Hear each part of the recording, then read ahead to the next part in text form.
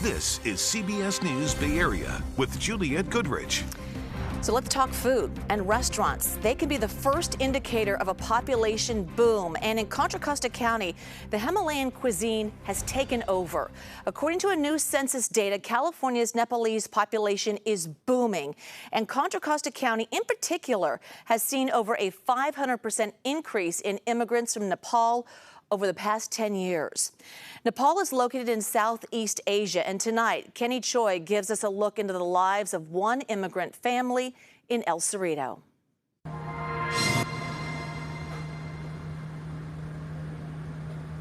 It's in the kitchen at Zomza, where the smell of a simmering, spicy sauce brings back memories of Nepal, their homeland. If you go to Nepal, you have to have it. Her mother is making thali, a staple of Nepalese cuisine, with rice, vegetables, and chicken. Manjila Mokhtan spent the first 17 years of her life in Nepal before emigrating to the U.S. and settling in the Bay Area. I just didn't process it, so I don't really know. I think I was in shock. Her father, Tara, fled a civil war in Nepal to seek economic opportunity in America, and after years of saving, opened Zomza in El Cerrito, catering to a fast-growing Nepalese community. Now he sees a lot of people in the streets everywhere, and he just feels like it's Nepal here. Census data shows Asian Americans are the fastest growing ethnicity in California. The Nepalese population is also the fastest growing Asian subgroup in the country. In Contra Costa County, that number jumped more than 545% from 2010 to 2020. You're seeing these newer places where cost of living is not as high that are creating enclaves, or ethnic communities of their own. And I think that's exciting, and it'll be important to see what happens over the next decade in terms of the growth. Karthik Ramakrishnan is the founder of AAPI Data and a public policy professor at UC Riverside. Because of the high cost of living in California, it is more difficult for Latinos who, on average, tend to have lower incomes to remain in California or to come to California when compared to Asian Americans. Leaving one's homeland is never easy, but the opportunities abound. In 7 years, Manjila graduated from high school and earned a degree in applied mathematics from UC Santa Barbara and is hoping to work in tech, specializing in data analysis. I'm not saying it's easy here, but there's definitely more opportunities here than in Nepal. Working in a big company, I'm happy. Her father's smile says it all, and so does Manjila's. We're just grateful we have this small business here and the whole family is together, and then the restaurant's pretty busy and popular. Foodies craving a taste of Nepal gather at Zomza. Manjila's family is making strides in their new homeland, but are reminded of Nepal by the smells and taste of home-cooked food almost every day. So there will be no representatives from Nepal, but leaders from more than 20 other nations will be in San Francisco for next month's APEC summit. And today, Mayor London Breed called this the city's biggest international event since the UN Charter was signed in San Francisco back in 1945. Because of the magnitude of this event, security will be extremely tight around the Moscone Center and other areas of the city. And as we do get closer, there will be security checkpoints, not just for cars, but for pedestrians around the area. Muni will also be rerouted. But as Leslie Gooden shows us, there is concern from elderly residents living in these security zones. APEC is just 19 days away, and neighbors and landlords around the area have mixed opinions about whether or not the city is fully prepared for such a big event. 63-year-old Manuel has lived off of 4th Street for 16 years and says he just got word that San Francisco is hosting the Asia Pacific Economic Corporation Conference, APEC, for a full week starting November 11th. I got it in my brain already. The best thing, I better get there one day before actually, let's say the 12th day I'm going to start it. You better get out of there and get the groceries in a hurry. And after having a stroke, Manuel says he was forced to rely on public transportation and believes the conference is great for the economy, but not for neighbors like him. We can't do nothing about it.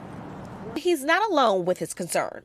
Some San Francisco landlords with apartments located within the security zone for the conference have voiced concerns for their elderly residents who will be impacted by the many road closures. Mayor London Breed addressed the concerns at a press conference held on Tuesday at City Hall. With the senior buildings, I know a few of those seniors who live there, and I know that they use public transportation all the time and they walk around the city, but there's also some of those seniors who have paratransit who picks them up. We're working on making sure that those paratransit vehicles can get into those locations.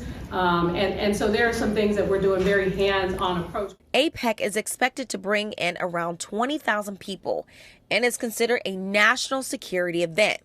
But for neighbors like Manuel, this is just home. No, I'm not excited.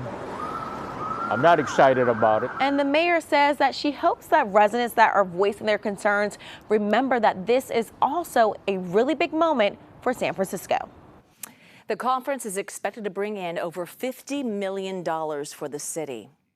So there is one thing you will not see on city streets when APEC comes to town: cruise cars. The DMV suspended some of the permits for the company Cruise, and for now they are not allowed to travel without a driver. But we were there this afternoon as a number of their autonomous vehicles returned to headquarters in San Francisco. The DMV says the company's cars present an unreasonable risk to public safety and that Cruise misrepresented safety information. Cruise says this is all because of a crash earlier this month. A separate car with a human driver hit a pedestrian who then got trapped under the Cruise car and dragged as it tried to pull over. Cruise says it followed all safety protocols. And Cruise, in fact, released a statement today that reads in part, quote, "Our teams are currently doing an analysis to identify potential enhancements to the AV's response to this kind of extremely rare event." Well, that's far from the only incident involving Cruise cars in the city. Over the past few months, stalled Cruise vehicles have caused big traffic jams, and they've been accused of blocking first responders from getting to and from life-threatening emergencies. Cruise has minimized or denied having any blame in these incidents, but we spoke with an autonomous vehicle expert who says that's beside the point. Blame doesn't make things safe. After you have these injury crashes, it doesn't matter whether you're to blame or not. If you exercise poor judgment and put yourself in a situation where harm results, that's still a problem. So Cruise is still allowed to test its robo-taxis as long as there's a driver inside. The company does not operate in any other California cities. Waymo still has the green light to operate its driverless cars in San Francisco as well as Los Angeles.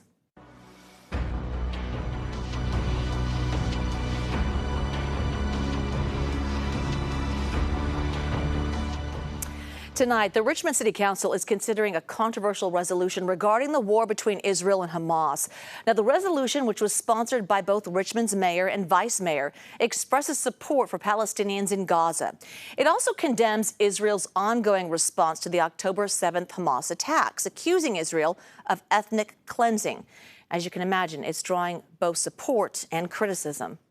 There's no place for hate.